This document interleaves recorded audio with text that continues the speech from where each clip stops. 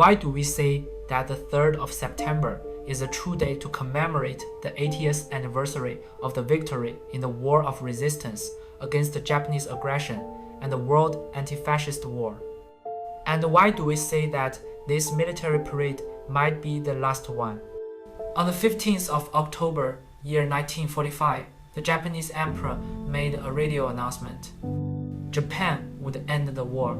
Maybe some of you watching this video think that this moment marked the end of China's war of resistance and World War II. But that's not the truth. In the imperial edict, the Japanese emperor carefully avoided one word: surrender. The entire imperial edict focused on preserving peace and protecting the people. It claimed that the war ended because of the atomic bomb attacks, making it seem as if the Japanese were the victims of the war. But they conveniently forgot that over 30 million Chinese lives were destroyed by Japanese militarism. And forget the millions of other innocent Asians who suffered, bled, and died. The emperor's declaration could not unilaterally stop the war. Only the victors had the authority to decide its end. So Chinese soldiers were still putting up fierce resistance. At the same time, Soviet troops were advancing toward Japan, and the American warships were working to rescue other Asian countries still trapped under occupation.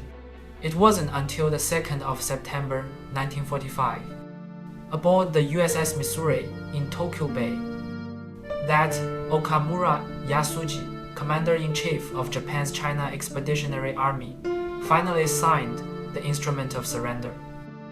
Witnessed by representatives of the Allied powers, only at this moment was Japan's defeat formally declared in writing, and only then did World War II truly come to an end. For the Chinese people, the 3rd of September marked the first day of peace.